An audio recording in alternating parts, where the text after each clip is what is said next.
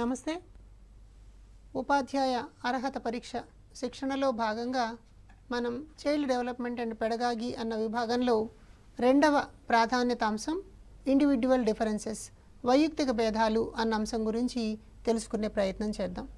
అభ్యర్థులందరికీ విజ్ఞప్తి ఏమిటి అంటే ఈ విభాగంలో చాలా విశ్లేషణతో కూడినటువంటి ప్రశ్నలు ఉంటాయి కాబట్టి సమాచారాన్ని నమోదు చేసుకునే ప్రయత్నం చేయండి. వైయక్తిక భేదాలు లేదా ఇండివిడ్యువల్ డిఫరెన్సెస్ అన్నటువంటిది మన బోధనాభ్యసన విధానంలో ప్రధాన భూమిక పోషించేటువంటి అంశం అన్నమాట. తరగతి గదిలో 20 మంది 30 మంది ఎంతమంది పిల్లలు ఉన్నప్పటికీ కూడా ఒక్కొక్క పిల్లవాడు ఒక్కొక్క రకమైనటువంటి ప్రభావంతో ఉంటారు. కాబట్టి వారికి కల్పించాల్సిన బోధనాభ్యసన ప్రక్రియలు కూడా వారిని ఆధారం చేసుకున్నవిగా ఉండాలి అని మనోవిజ్ఞాన శాస్త్రం మనకి తెలియజేస్తుంది. కాబట్టి పరీక్ష దృష్ట్యా మనం ఇండివిడ్యువల్ డిఫరెన్సెస్ వైయక్తిక భేదాలు అన్న అంశాన్ని అర్థం చేసుకోవాలి అని అంటే ఈ పాఠ్యాంశంలో వైయక్తిక భేదాలు అంటే ఏమిటి, దీనికి కావాల్సినటువంటి కారణాలు ఏమేమి ఉన్నాయి, ఏ కారణాల వల్ల ఆ వ్యక్తిగత భేదాలు ఏర్పడతాయన్న విషయాలని పరిశీలిస్తాం. అలాగే ప్రజ్ఞకు సంబంధించిన అంశాలు, ప్రజ్ఞని మాపనం చేసేటువంటి విధానాలు, ప్రజ్ఞాలబ్ధి సూత్రం, ఇలాంటి ముఖ్యమైన అంశాలన్నీ ఈ పాఠ్యాంశంలో ఉంటాయి. కాబట్టి పరీక్ష దృష్ట్యా ఇది చాలా ప్రధానమైనటువంటి పాఠంగా మనం గుర్తించాలి. కాబట్టి ముందుగా మనం ఇండివిడ్యువల్ డిఫరెన్స్ వైయక్తిక భేదము అంటే ఏమిటి అన్నదాన్ని అర్థం చేసుకునే ప్రయత్నం చేద్దాం.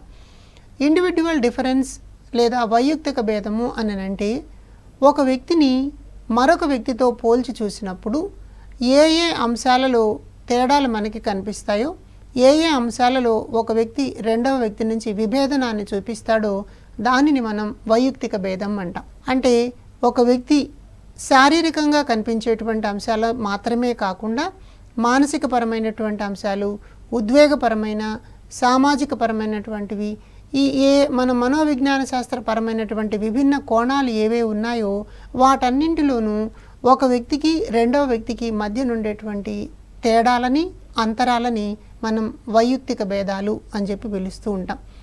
అయితే ఈ వైయక్తిక భేదం అన్న భావనని మనం ఎందుకు అర్థం చేసుకోవాలి అని అంటే వ్యక్తి యొక్క మూర్తిమత్వము, ప్రవర్తనా విధానం, తన చుట్టూ ఉన్నటువంటి పరిసరాలతో సర్దుబాటు చేసుకునేటువంటి స్వభావం, సమస్య పరిష్కార ధోరణి, తార్కికంగా ఆలోచించగలిగినటువంటి నైపుణ్యం, ఇవన్నీ కూడా ఒక వ్యక్తికి తనకున్న అనువంశికపరమైనటువంటి అంశాల ఆధారంగాను అలాగే తాను పొందినటువంటి అనుభవాల ద్వారాను నిర్ధారించబడుతూ ఉంటాయి.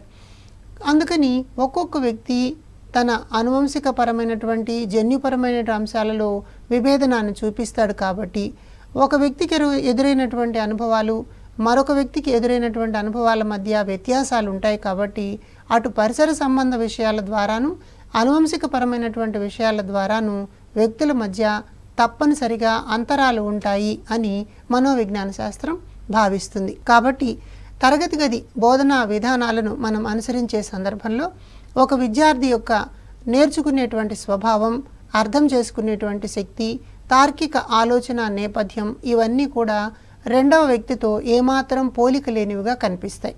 అంచేత every individual has its own identity అంటాం. కాబట్టి వ్యక్తిగత భేదాలను మనం అర్థం చేసుకునే సందర్భంలో ఈ భేదాలు ఎలా ఉంటాయని చూసినప్పుడు ప్రధానంగా భేదాల గురించి మనోవిజ్ఞానవేత్తలు ఏమి అన్నారో ఆ విషయాలను ఒకసారి పరిశీలిద్దాం. రూసో అనేటువంటి మనోవైజ్ఞానికుడు ఏం చెప్తున్నాడు అంటే, రూసో ప్రకారం రూసో మనోవిజ్ఞానవేత్త చెప్తున్నటువంటి ప్రధాన అంశాన్ని మనం గమనించినట్లయితే వ్యక్తిలో ఉండేటువంటి భౌతిక లక్షణాలు మాత్రమే కాకుండా, అంటే కేవలం భౌతికపరమైనటువంటి లక్షణాలు మాత్రమే కాకుండా ఆయనలో ఉండేటువంటి మానసిక భేదాలను కూడా పరిగణనలోకి తీసుకోవాలి అని అంటారనమాట. ఈ భౌతిక మానసిక పరమైనటువంటి భేదాలను కూడా పరిగణనలోకి తీసుకున్నప్పుడు ఒక వ్యక్తికి మరొక వ్యక్తికి మధ్యన అంతరాలు అన్నవి కనిపిస్తాయను. ఈ అంతరాలకి ప్రాధాన్యతనివ్వాలి, దాని ఆధారంగా బోధనాభ్యసన జరగాలి అని రూసో మనోవిజ్ఞానవేత్త మనకు తెలియజేస్తూ ఉన్నాడు. అంటే రూసో అభిప్రాయం ప్రకారం భౌతికపరమైనటువంటి పోలికలు వ్యత్యాసాలు ఉండవచ్చు, అదేవిధంగా మానసికపరమైనటువంటి పోలికలు వ్యత్యాసాలు ఉండవచ్చు. కాబట్టి వీటిని పరిగణనలోకి తీసుకుని తరగతి గదిలో బోధనాభ్యసన ప్రక్రియలు ఏర్పరచాల్సిన అవసరం ఉంది అని అన్నది మనకి ఎక్కడ తెలుస్తుంది. అదేవిధంగా జాన్ డ్యూయి అన్నటువంటి మనోవైజ్ఞానికుడు ఏం చెప్పాడో చూద్దాం. జాన్ డ్యూయీ అనేటువంటి మనోవైజ్ఞానికుడు ఏమంటాడంటే, ఒక దేశం యొక్క అభివృద్ధి అంటే దేశాభివృద్ధి అన్నటువంటి దానికి ఆ దేశం అనుసరిస్తున్నటువంటి వైయక్తిక భేదాల ద్వారా ఆధారంగా చేసుకున్నటువంటి బోధనా విధానానికి ఈ రెండింటికి మధ్యన సంబంధం ఉంది అంటాడనమాట. అంటే ఏ దేశం అయితే వైయక్తిక భేదాలను దృష్టిలో ఉంచుకుని బోధన చేసేటువంటి ప్రయత్నం చేస్తుందో ఆ దేశం అభివృద్ధి చెందుతుంది అని అన్నది జాన్ డ్యూయీ యొక్క ఉద్దేశం. జాన్ డ్యూయీ ఈ విషయాన్ని డెమోక్రసీ ఇన్ ఎడ్యుకేషన్ అన్న గ్రంథంలో తెలియజేశాడు. డెమోక్రసీ ఇన్ ఎడ్యుకేషన్ ఇది పరీక్ష దృష్ట్యా ఒక ప్రధానమైనటువంటి ప్రశ్న. డెమోక్రసీ ఇన్ ఎడ్యుకేషన్ అన్నటువంటి గ్రంథంలో జాన్ డ్యూయీ ఏ దేశం అయితే వైయక్తిక భేదాలకు అనుకూలంగా పిల్లలకి బోధనాభ్యసన విధానాలని అందజేస్తుందో ఆ దేశం అభివృద్ధి చెందుతుంది అని చెప్పి పేర్కొన్నాడనమాట. అదేవిధంగా మనం గమనించాల్సిన మరొక ముఖ్యమైన అంశం ఏమిటి అని అంటే ప్లాటో చెప్పినటువంటి నిర్వచనం. ప్లాటో కూడా ఏమంటున్నాడంటే వైయక్తిక భేదాలకు సంబంధించి ప్లాటో అభిప్రాయాన్ని మనం పరిశీలించి చూసినప్పుడు ప్రపంచంలో ఏ ఇద్దరు ఒకేలాగా ఉండరు. అంటే ఈ ప్రకృతిపరమైనటువంటి అంశాన్ని మనం చూసినప్పుడు ప్రపంచంలో ఏ ఇద్దరు ఒకేలాగా ఉండరు. అంటే ఇద్దరు మనుషుల మధ్యన ఒకే రకమైనటువంటి పోలికలు కనిపించవన్నమాట. ఈ ఒకేలాగా ఉండకపోవడం వలన వ్యక్తిగతమైనటువంటి భేదాలు అని అన్నది తప్పనిసరిగా ప్రకృతిపరమైనటువంటి అంశంగా మనం పరిగణించాలి అని ప్లాటో ద్వారా మనం తెలుసుకునే ప్రయత్నం చేస్తాం. అదే సందర్భంలో స్కిన్నర్ అనేటువంటి మనోవైజ్ఞానికులు ఏమన్నారో చూద్దాం. ఈ స్కిన్నర్ చెప్పినటువంటి అభిప్రాయాన్ని ఒక్కసారి మనం గమనించి చూసినట్లయితే ఈయన మనోవిజ్ఞాన పరంగా చెప్తూ ఏ మూర్తిమత్వ లక్షణాలైతే మనం మాపనం చేయగలుగుతామో, అంటే మాపనం అంటే మెజర్ చేయడం, మూర్తిమత్వ లక్షణాలు ఏ మూర్తిమత్వ లక్షణాలైతే మనం మదింపు లేదా మాపనం చేయగలుగుతామో ఆయా అంశాల యొక్క మొత్తం రూపాన్ని మనం వైయక్తిక భేదంగా పరిగణించవచ్చు అని చెప్తారనమాట. ఈ నిర్వచనాలు పరీక్ష దృష్ట్యా చాలా ఇంపార్టెంట్ కాబట్టి ఒక్కొక్క మనోవైజ్ఞానికుడు ఏమన్నాడన్న దాన్ని గమనించండి. స్కిన్నర్ ప్రకారం మాపనం చేయగలిగినటువంటి మూర్తిమత్వ లక్షణాల యొక్క సముదాయాన్ని మనం వైయక్తిక భేదంగా గమనించవచ్చు అన్నమాట. అలాగే ప్లాటో ఏం చెప్తున్నాడు, ప్రకృతి పరంగా ఉన్నటువంటి అంశాలన్నీ అంటే మనుషులందరూ ఏ ఇద్దరు ఒకే రకమైనటువంటి లక్షణాలను కలిగి ఉండరు అన్నటువంటి విధానాన్ని అక్కడ చూస్తున్నాం. అలాగే జాన్ డ్యూయీ లాంటి మనోవిజ్ఞానవేత్తలు ఎక్కడైతే వైయక్తిక భేదాలకు అనుకూలంగా దేశం విద్యా వ్యవస్థను అమలు చేస్తుందో ఆ దేశం మాత్రమే అభివృద్ధి చెందుతుంది అని అన్నది జాన్ డ్యూయీ చెప్పినటువంటి విశేషం. కాబట్టి మనం ఈ అంశాలతో పాటు మరొక నిర్వచనాన్ని కూడా గమనించే ప్రయత్నం చేద్దాం. చార్లెస్ డార్విన్ అన్నటువంటి మనోవైజ్ఞానికుడు పరిణామ సిద్ధాంతాన్ని చెప్పాడు. ఈ జీవ పరిణామ సిద్ధాంతంలో ఆయన ఏమంటాడు అని అంటే ప్రకృతి సిద్ధంగానే మనకి భేదాలు అని అన్నవి ప్రకృతి లక్షణంగా పేర్కొనాలి అంటాడు. అంటే ప్రకృతి సిద్ధంగా ఇలాంటి రకాలైనటువంటి అంశాలు మనకు వస్తాయి. కాబట్టి వైయక్తిక భేదము అని అన్నది ప్రాకృతికమైన అంశము, ప్రకృతిపరమైనటువంటి అంశము అని డార్విన్ చెప్పిన నిర్వచనంలో మనం గమనిస్తాం అన్నమాట. కాబట్టి వ్యక్తిగత భేదము అని అన్నది ఒక వ్యక్తి నుంచి మరొక వ్యక్తితో పోల్చి చూసినప్పుడు కనిపించేటువంటి భేదాన్ని మనం వైయక్తిక భేదం అని అంటాం. ఈ భేదం బోధనాభ్యసన విధానాల్లో, తరగతి గది అభ్యసన ప్రక్రియల్లో ప్రధాన పాత్ర వహిస్తుంది అని ఈ నిర్వచనాల ఆధారంగా మనం తెలుసుకునే ప్రయత్నం చేస్తున్నాం. అయితే మనం వీటిని ఎలా చూడాలి అని అన్నప్పుడు సాధారణంగా వైయక్తిక భేదాలు అని అన్నవి రెండు రకాలుగా కనిపిస్తాయి. అంటే ఈ ఇండివిజువల్ డిఫరెన్సెస్ అన్నటువంటివి వైయక్తిక భేదాలు అని అన్నవి రెండు రకాలుగా చూస్తాం. ఒకదాన్ని మనం అంతర్వ్యక్తి అంటాం. అంతర్వ్యక్తిపరమైనటువంటి అంశాలు అంటే ఒక వ్యక్తితో పోల్చినప్పుడు మరొక వ్యక్తిలో ఉన్నటువంటి తేడాలు. ఉదాహరణకి ఇక్కడ రాము అనేటువంటి ఒక వ్యక్తి ఉన్నాడు, సోము అనేటువంటి ఒక వ్యక్తి ఉన్నారు. వీళ్ళిద్దరి మధ్యన ఉన్నటువంటి తేడాలు మనం ఏమని చెప్తామో వాటిల్ని అంతర్వ్యక్తి అంశాలు అంటాం. అంటే ఉదాహరణకి రాము అన్నటువంటి వ్యక్తి గణితంలో మంచి సామర్థ్యం కలిగి ఉన్నాడు అనుకుందాం. సోము అన్నటువంటి వ్యక్తి తెలుగులో మంచి సామర్థ్యం కలిగి ఉన్నాడు అనుకుందాం. కాబట్టి ఇది వాళ్ళిద్దరి మధ్యన ఉన్నటువంటి వ్యత్యాసం. వేరు వేరు అంశాలలో వాళ్ళు వైయక్తికంగా భేదాన్ని చూపిస్తున్నారు అని చెప్పవచ్చు. అలా కాకుండా అంతర్గత వ్యక్తి అని అంటాం అన్నమాట. అంతర్గత వ్యక్తిగతమైనటువంటి వైయక్తిక భేదాలు. అంతర్వ్యక్తిగత వైయక్తిక భేదాలు అంటే వ్యక్తుల మధ్య ఉండేటువంటివి. అంతర్గత అంటే ఒకే వ్యక్తిలోనే. ఉదాహరణకి ఇక్కడ రాముని తీసుకున్నాం. రాము అంతర్గతంగా తనకి సంబంధించినటువంటి అంశంలోనే గణితంలో మాత్రం బాగా తెలివి కలిగి ఉంటాడు, తెలుగులో అంత పెద్ద అభిరుచి లేదు అని అనుకుందాం. లేదా ఒక గణితంలోనే మొదటి అధ్యాయంలో బాగా పనిచేశాడు, 1వ అధ్యాయంలో బాగా నేర్చుకున్నాడు, 2వ అధ్యాయం దగ్గరకు వచ్చేటప్పటికి కొన్ని రకాల ఇబ్బందులు ఎదుర్కొన్నాడు. అంటే ఆ అంశాలు తనకు అర్థం కాలేదు అని అనుకుందాం.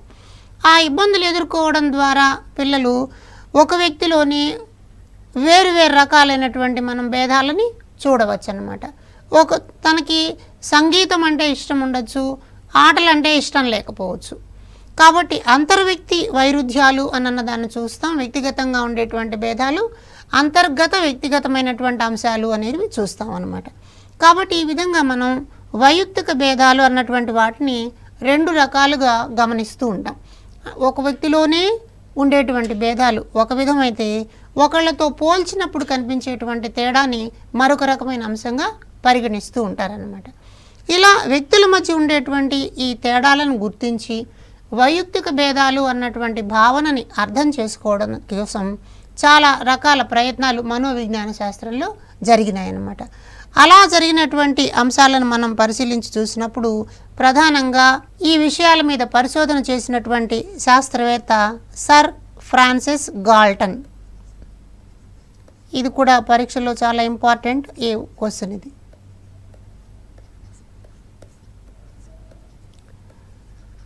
సర్ ఫ్రాన్సిస్ గాల్టన్ అనేటువంటి మనోవైజ్ఞానికుడు వ్యక్తిగత భేదాలకు సంబంధించి, వైయక్తిక భేదాలకు సంబంధించి చాలా విస్తృతమైనటువంటి పరిశోధనలు చేశాడు.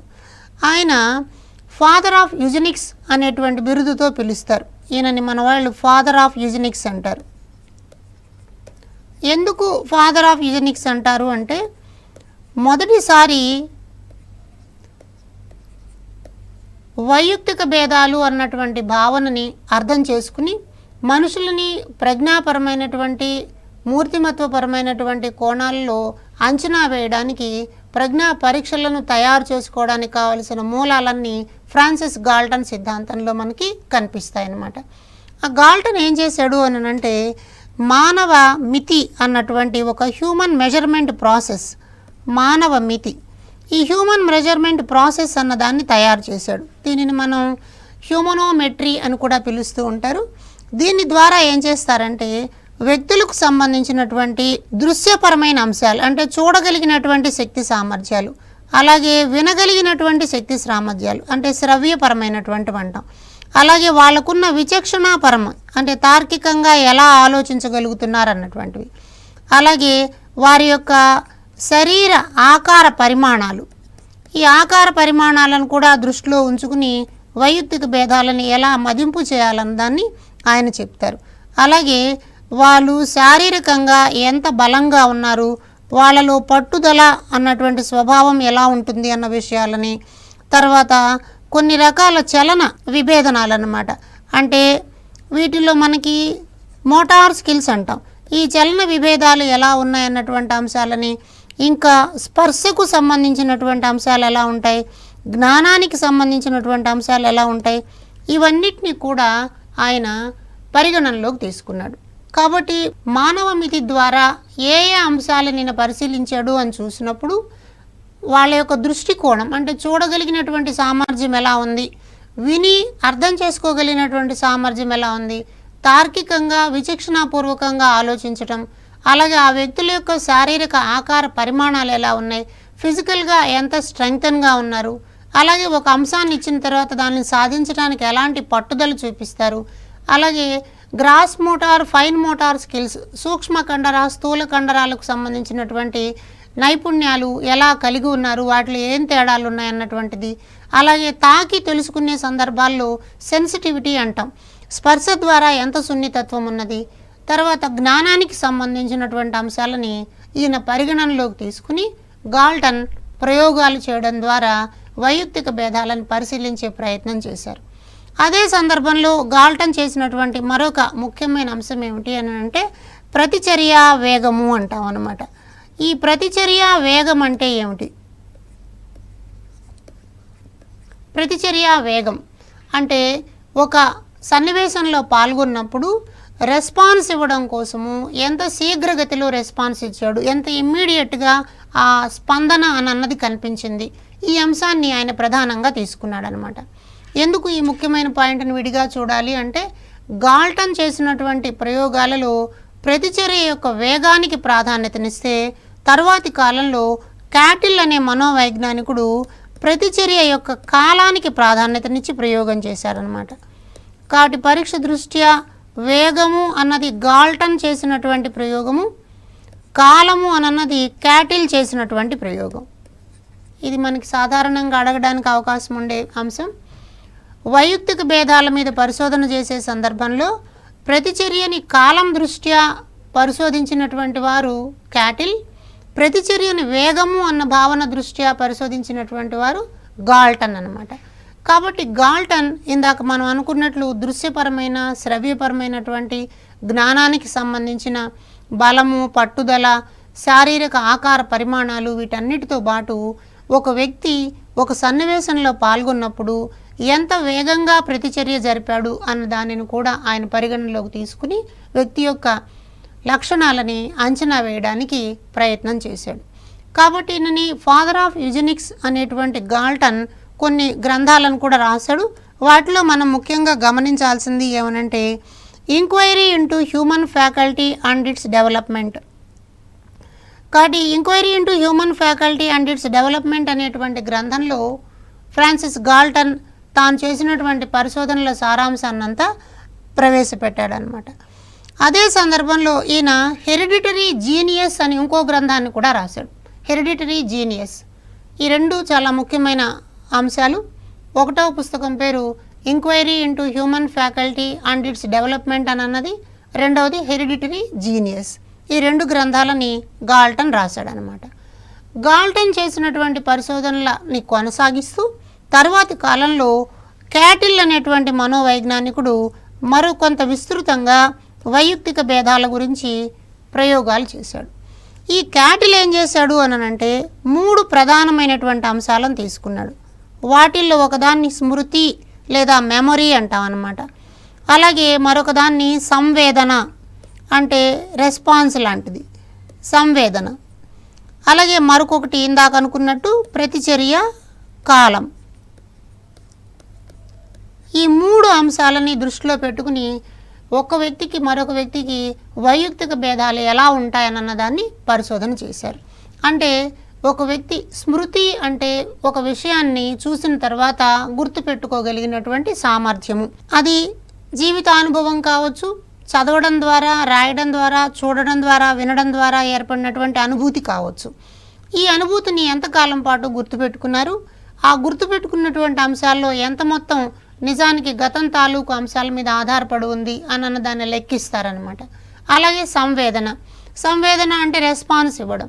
తాను రెస్పాన్స్ ఇవ్వడానికి గత అనుభవాలను ఉపయోగించుకుంటూ సరైనటువంటి భాష, పదజాలాన్ని, అనుభవాలని కలుపుకుంటూ చెప్పగలిగినటువంటి శక్తి ఎంతవరకు ఉన్నదన్నది.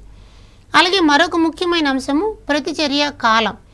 ఒక సన్నివేశంలో పాల్గొన్నప్పుడు సమస్య పరిష్కారానికి లేదా దాని నుంచి బయటకు రావడానికి ఆ వ్యక్తి ఎంత తొందరగా నిర్ణయాన్ని తీసుకున్నాడు, ఎంత తొందరగా అంటే తక్కువ కాల వ్యవధులలో సమస్య పరిష్కారం చేయగలిగేటువంటి సామర్థ్యం ఉంటే అది వైయక్తిక భేదాన్ని ప్రభావం చేసేటువంటి అంశంగా పరిగణించవచ్చు అని క్యాటిల్ మహాశయుడు తన ప్రయోగాల ద్వారా తెలియజేశాడనమాట. అయితే ఈయనేం చేశాడు అంటే తను కూడా రాసినటువంటి గ్రంథం ఒకటి ఉంది. దానిని మెంటల్ టెస్ట్స్ అండ్ మెజర్మెంట్స్ అంటారనమాట. మెంటల్ టెస్ట్స్ అండ్ మెజర్మెంట్స్ అంటే రకరకాల పరీక్షల ద్వారా మనం ఎలా వైయక్తిక భేదాలని మాపనం చేయవచ్చు అన్నదాన్ని మెంటల్ టెస్ట్ అండ్ మెజర్మెంట్స్ అన్న గ్రంథంలో క్యాటిల్ తెలియజేశాడు.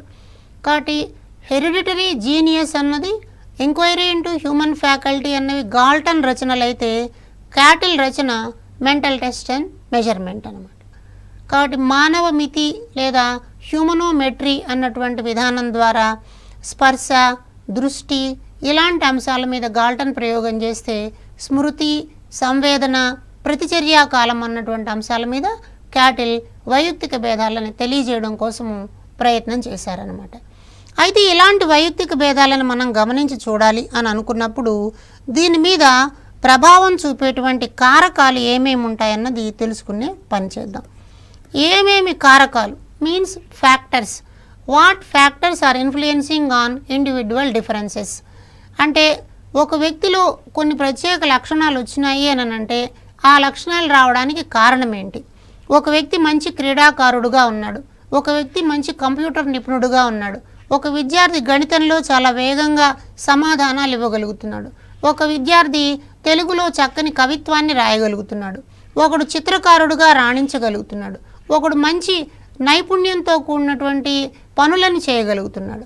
అంటే ఇవి ఒక్కొక్క వ్యక్తిలో ఒక్కొక్క లక్షణం మనకు కనిపిస్తుంది. కాబట్టి ఒక వ్యక్తిలోనే అన్ని లక్షణాలు ఉండడానికి అవకాశం లేదు. కాబట్టి ఏ అంశాలు ఫ్యాక్టర్స్గా పనిచేసి వైయక్తిక భేదాల మీద ప్రభావం చూపిస్తున్నాయన్న దాన్ని మనం పరీక్ష దృష్ట్యా అధ్యయనం చేయాల్సిన అవసరం ఉంది. ఈ ఫ్యాక్టర్స్ని మనం గమనించి చూసినప్పుడు ప్రధానంగా 2 అంశాలు కనిపిస్తాయి. వాటిలో ఒకటి మనం ఏమనొచ్చు అంటే జీవ సంబంధమైనటువంటి అంశాలు, అలాగే పరిసర సంబంధమైనటువంటి అంశాలు. కొన్నేమో జీవ సంబంధంగా ఉంటాయి, కొన్ని పరిసర సంబంధంగా ఉంటాయి.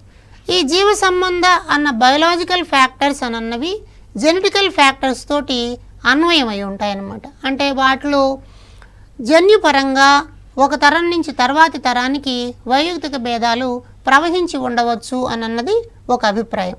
అంచేత దానిని మనం జీవ సంబంధ కారకం అంటాం. అయితే కొన్ని సందర్భాల్లో వైయక్తిక భేదాలు పరిసరాల ద్వారా కలిగేటువంటి అనుభవాలు ఆ వ్యక్తిలో ఆ ప్రత్యేక లక్షణాలు ఏర్పడడానికి అవకాశాన్ని కల్పిస్తాయి. ఎలా అయితే మనము పెరుగుదల అభివృద్ధికి సంబంధించినటువంటి అంశాలలో ఆనువంశికపరమైన అంశాలు, పరిసరపరమైన అంశాలు ప్రభావం చూపిస్తాయని అనుకుంటున్నాము, అదేవిధంగా వైయక్తిక భేదాల్లో కూడా జీవ సంబంధ పరిసరపరమైనటువంటి అంశాలు ప్రభావాన్ని చూపిస్తాయి. అయితే ఈ జీవ సంబంధ అంశాలను మనం గమనించి చూసినప్పుడు ఇందులో ప్రధానంగా మనం ఆనువంశిక లక్షణాన్ని గమనించాలి. అలాగే పరిపక్వత అంటాం, మెచ్యూరిటీ. ఈ పరిపక్వత అన్నది కూడా జైవికమైనటువంటి అంశంగానే చూస్తాము. అలాగే సెన్సరీ ఆర్గాన్స్, జ్ఞానేంద్రియాలు. ఈ జ్ఞానేంద్రియాలు కూడా జైవ సంబంధమైనటువంటి అంశాలుగా చూస్తాం అన్నమాట. అలాగే పరిసర సంబంధ అంశాలను చూసినప్పుడు మనకి రకరకాలైనటువంటి ఉద్దీపనలు కలుగుతూ ఉంటాయి. ఆ ఉద్దీపనలని పరిసర సంబంధ కారకాలుగా చెప్పచ్చు. అలాగే చదువుకోవడానికి వచ్చినటువంటి అవకాశాలు, అభ్యసన అవకాశాలు ఎంతవరకు ఉన్నాయన్నది కూడా మనకి ఇక్కడ ముఖ్యమైన అంశం. అలాగే వ్యక్తుల యొక్క ఆర్థిక పరమైనటువంటి అంశాలను, అలాగే పిల్లలకి మనం క్రీడలు, ఆటల ద్వారా దీంట్లో ఏమైనా మార్పులను చూడవచ్చా, ఇంకా కుటుంబము, సమాజానికి సంబంధించిన అంశాలు. ఈ అన్ని అంశాలు మనకి కారకాలుగా కనిపిస్తాయి. ఇక్కడ ప్రశ్నలు అడగడానికి ఎక్కువ అవకాశాలు ఉన్నాయి, అందుకని కొంచెం జాగ్రత్తగా చూడండి. వైయక్తిక భేదాల మీద ప్రభావం చూపించేటువంటి అంశాలలో 2 రకాలుగా చూస్తాం. ఒకదాన్ని జీవ సంబంధ అంశాలు అంటాం, రెండవ దాన్ని పరిసర సంబంధ అంశాలు అంటాం. జీవ సంబంధ అంశాలు అన్నవి ఒక తరం నుండి తర్వాతి తరానికి జన్యు ప్రవాహం ద్వారా వచ్చినటువంటి అంశాలు, అందుకని నేను ఆనువంశికతతో కూడినవి అంటాం. కాబట్టి వైయక్తిక భేదాన్ని చూపించేటప్పుడు ఒక సంగీతంలో నిపుణుడైనటువంటి సామర్థ్యం కలిగినటువంటి వారికి పుట్టిన పిల్లలు కూడా సంగీతంలో సామర్థ్యం కలిగిన వారుగా ఉంటారు. అంచేత దీనిని మనం ఆనువంశికమైనటువంటి అంశము అంటాం. అలాగే పరిపక్వత, మ్యాచ్యూరిటీ అంటాం. ఇది వయసుతో పాటు అనుభవాలతో పాటు వచ్చేటువంటి అంశం. కాబట్టి వైయక్తిక భేదాలు ఎలా కలుగుతాయి అని అంటే వ్యక్తి పాల్గొన్నటువంటి పరిపక్వత ద్వారా, వయసుతో పాటు వచ్చినటువంటి అంశాల ద్వారా మనకి ఇది కనిపిస్తుంది. అలాగే జ్ఞానేంద్రియాల యొక్క తీక్షణత అంటాం. తను అంశాలని దృష్టి అంటే నిశితంగా చూడగలగడం, ఏకాగ్రతతో వినగలగడం, చాలా సున్నితమైన స్పర్శ జ్ఞానాన్ని కలిగి ఉండడం, ఇలాంటివన్నీ కూడా వైయక్తిక భేదాల్లో ప్రధానమైనటువంటి కారకాలుగా కనిపిస్తాయి. అందుకని మనం గమనించి చూస్తే కొంతమంది వినేటప్పుడు చాలా శ్రద్ధగా వింటారు, చూసే దానిని తరచి చూస్తారు. అంటే అది మనం కూడా చూస్తాం, కానీ మన కళ్ళకు ఆ విషయం కనిపించదు, కానీ కొందరు దాన్ని చాలా జాగ్రత్తగా గమనిస్తారు. మీరు చిన్న చిన్న బాలల పత్రికల్ని గమనించారంటే 2 బొమ్మలు ఉంటాయి. మొదటి బొమ్మలోను పోల్చి చూస్తే రెండవ బొమ్మలో 5 అంశాలు లోపించాయి, ఏ అంశాలు లోపించాయో గమనించండి అన్నటువంటి పజిల్స్ చూసుంటారు. చూసడం కళ్ళతో చూస్తున్నప్పటికీ కూడా దానిని నిశిత పరిశీలన ద్వారా మాత్రమే ఆ లోపాలను మనం అర్థం చేసుకోగలం అన్నమాట. అలాగే వినడం, కొన్ని రకాల ప్రజ్ఞా పరీక్షల్లో ఏం చేస్తారంటే ఒక 10 నుండి 20 వరకు పదాలని వినిపిస్తారు. ఆ విన్న పదాలను తర్వాత తిరిగి అదే క్రమంలో చెప్పమంటారు. కాబట్టి ఏకాగ్రత, ధారణ ఇట్లాంటివన్నీ వైయక్తిక భేదాలకు కారణంగా మనకి కనిపిస్తాయి. అలాగే కళ్ళు మూసుకుని స్పర్శ ద్వారా వస్తువులను గుర్తించడం అన్నదాన్ని కూడా మనం చూస్తాం. ఇది కూడా వైయక్తిక భేదం యొక్క నిపుణతకి కారణమవుతుంది. అంటే అలాంటి సున్నితత్వం కలిగినటువంటి వాళ్ళు వైద్య రంగంలో, పరిశోధనా రంగంలో రాణిస్తారు అని చెప్పి గాల్టన్ లాంటి మహానుభావులు తెలియజేశారనమాట. అదేవిధంగా పరిసర కారకాలు, కొన్ని రకాల స్టిమ్యులేషన్స్ అంటాం. ఈ స్టిమ్యులేషన్ అంటే మనిషిలో ప్రేరణ కలిగించడానికి పనికొచ్చినటువంటి ఒక ప్రధానమైనటువంటి అంశం అన్నమాట. అంటే ఆ ఉద్దీపన వల్ల ఒక ప్రతిస్పందన జరుగుతుంది.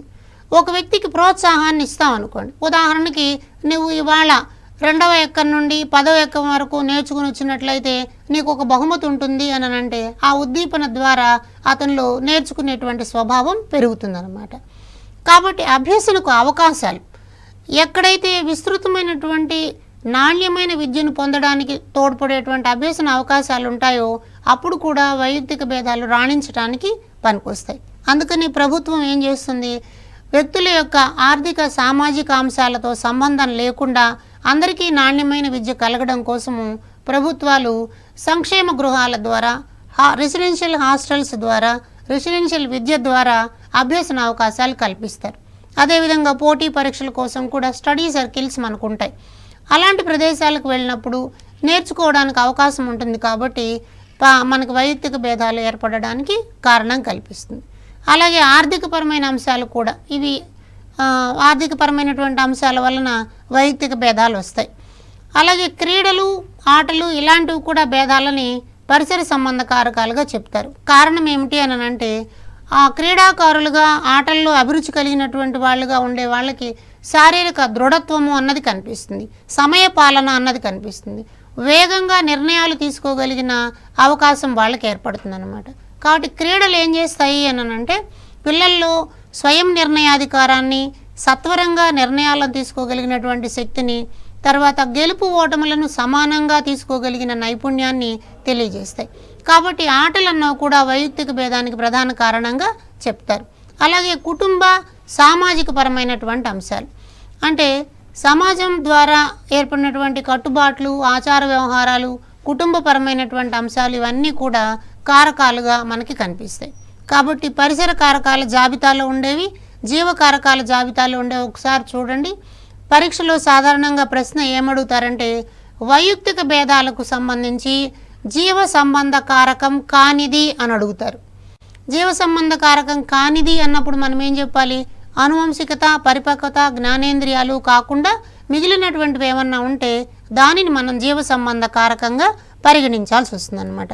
అదేవిధంగా మరొక ముఖ్యమైన అంశాన్ని ఇక్కడ మనం చూసినట్లయితే పిల్లల వైయక్తిక భేదాలకు సంబంధించి ప్రభావం కలిగించేటువంటి అంశాల్లో మరొక ముఖ్యమైన అంశాన్ని మనం అభిరుచి అంటాం అన్నమాట.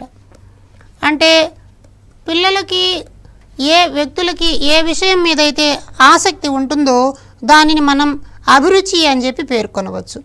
అయితే ఈ అభిరుచి అంటే ఏమనాలి, అతి ముఖ్యమైనదిగా అనిపించే అనుభూతి, అతి ముఖ్యమైనదిగా అనిపించేటువంటి అనుభూతిని మనం అభిరుచి అనాలి అని చాప్లిన్ అన్న మనోవైజ్ఞానికవేత్త చెప్పాడు. చాప్లిన్ ప్రకారం ఒక వ్యక్తి అతి ముఖ్యంగా ఫీల్ అవుతాడనమాట. ఈ పని చాలా అవసరం నాకు, ఈ ఈ పుస్తకం చాలా అవసరం, ఈ ఆట చాలా అవసరం అని ఏవైతే భావిస్తారో అలాంటి వాటిని మనం అభిరుచి అని చెప్పి అంటాం. ఒక వ్యక్తి నుంచి మరొక వ్యక్తికి గమనించినప్పుడు ఈ అభిరుచులలో తేడా ఉంటుంది. అలాగే మనం వైఖరి అన్నటువంటి మరొక ముఖ్యమైన అంశాన్ని కూడా గమనించాలి. అయితే ఈ వైఖరి ఎలా ఉంటుంది అని అంటే, ఏదైనా ఒక పరిస్థితికి సంబంధించి, లేకపోతే ఏదైనా ఒక వ్యక్తికి సంబంధించి, లేదా ఏదైనా ఒక వస్తువుకు సంబంధించి, అంటే ఒక వ్యక్తి లేదా ఒక పరిస్థితి లేదా ఒక వస్తువుకు సంబంధించి పొందికగా ప్రవర్తించడం అంటాం అన్నమాట. పొందికగా ప్రతిస్పందించేటువంటి స్థితి. ఈ పొందికగా చేసేటువంటి ప్రతిస్పందన అంటే ఒక వ్యక్తి పట్ల లేదా ఒక వస్తువు పట్ల ఒక వ్యక్తి పట్ల ఒక ప్రత్యేకమైనటువంటి అభిమానాన్ని అభిప్రాయాన్ని చూపిస్తాం. అలా చూపిస్తే దాన్ని మనం వైఖరి అంటాం అన్నమాట. ఈ వైఖరి ఎందుకు ఏర్పడుతుంది అన్నటువంటి అంశాల మీద ప్రయోగం చేసినటువంటి మనోవైజ్ఞానికుడు ఫ్రీమన్. ఫ్రీమన్ ఏమంటాడు అంటే, వైఖరులు ఏర్పడాలి అని అంటే అది వ్యక్తుల పట్ల ధనాత్మకమైన వైఖరి ఏర్పడవచ్చు, రుణాత్మకమైన వైఖరి ఏర్పడవచ్చు. ఉదాహరణ, కొంతమంది పిల్లలకి గణిత ఉపాధ్యాయుడు అంటే కోపంగా ఉంటుంది, సాంఘిక శాస్త్ర ఉపాధ్యాయుడు అంటే ఇష్టంగా ఉంటుంది. ఇలా ఉంటే దీనిని మనం వైఖరి అని చెప్పి చెప్తాం. అలాగే విలువలు, కొన్ని రకాల విలువలు కూడా వైయక్తిక భేదానికి కారణాలు అవుతాయి. ఈ విలువల గురించి మాట్లాడినటువంటి వాళ్ళలో మనం ముఖ్యంగా చెప్పుకోవాల్సింది మాస్లో. అబ్రహాం మాస్లో అనేటువంటి మనోవైజ్ఞానికుడు విలువల గురించి, విలువలు వైయక్తిక భేదాలకు కారణమవుతాయన్నటువంటి విషయాలను కూడా తెలియజేశాడనమాట. అలాగే మరొక ప్రధానమైనటువంటి అంశం దీనికి సంబంధించినది కాంక్షా స్థాయి అంటాం. అంటే కాంక్షా స్థాయి అంటే కోరిక. వ్యక్తికి సంబంధించినటువంటి సాధన కోసం ఏర్పడేటువంటి కోరిక వైయక్తిక భేదాలకు కారణమవుతుంది. ఒక్కొక్కళ్ళకి ఒక పిల్లవాడు తాను ఐఏఎస్ కావాలనుకుంటాడు, లేకపోతే ఒక పిల్లవాడు ఈ పరీక్షలో ఎక్కువ మార్కులు సాధించాలనుకుంటాడు. ఇలాంటి దాన్ని మనం కాంక్షా స్థాయి అని చెప్పి చెప్తామన్నమాట. అలాగే ఆత్మభావన అన్నది కూడా వైయక్తిక భేదాలకు ఒక కారణంగా మన వాళ్ళు మాట్లాడతారు. అంటే నేను ఎవరు అన్నటువంటి విషయాన్ని తెలుసుకోవడాన్ని ఆత్మభావన అంటాం. ఈ ఆత్మభావన అంటే నా కెపాసిటీస్ ఏంటి, నా క్యాపబిలిటీస్ ఏంటి, నేను దీన్ని సాధించగలనా అన్నటువంటి అంశం ఆధారంగా కాంక్షా స్థాయిని నిర్ధారించుకోవడం అన్నది వస్తుంది. తన నైపుణ్యాలను దృష్టిలో పెట్టుకోకుండా కోరికలు పెద్దవిగా ఉన్నప్పుడు మానసిక అనారోగ్యం కలగడానికి అవకాశం ఉంది అని ఈ అంశంలో మనం గమనిస్తున్నాం. కాబట్టి మనోవిజ్ఞాన పరంగా వైయక్తిక భేదాలను అర్థం చేసుకునే సందర్భంలో మనం ముందుగా చెప్పుకున్న కొన్ని నిర్వచనాలను, అంటే ప్రకృతి పరంగా మనలో వ్యక్తిగత భేదాలు ఉంటాయని, అలాగే రూసో చెప్పినట్లు కేవలం భౌతిక మానసిక అంశాలను దృష్టిలో పెట్టుకుని బోధన జరగాలి అని అంటున్నారు. అలాగే ఏ దేశం అయితే వైయక్తిక భేదాలకు అనుకూలంగా బోధన జరుగుతుందో అది అభివృద్ధి చెందుతుంది అన్న జాన్ డ్యూయి నిర్వచనాన్ని మనం గుర్తుపెట్టుకోవాలి. అలాగే జీవ సంబంధ కారకాలను, పరిసర సంబంధ కారకాలు కూడా వ్యక్తి మీద ఎలా ప్రభావం చూపిస్తాయన్నది కూడా గుర్తుపెట్టుకోవాలి. అలాగే గాల్టన్ చేసినటువంటి పరిశోధనలు మానవ మితి సాధనాల ద్వారా ప్రతిచర్య వేగాన్ని దృష్టిలో ఉంచుకుని ఆయన తయారు చేసినటువంటి సిద్ధాంతాన్ని మనం పరీక్ష దృష్ట్యా పరిశీలించాల్సిన అవసరం ఉందన్నమాట. ధన్యవాదాలు.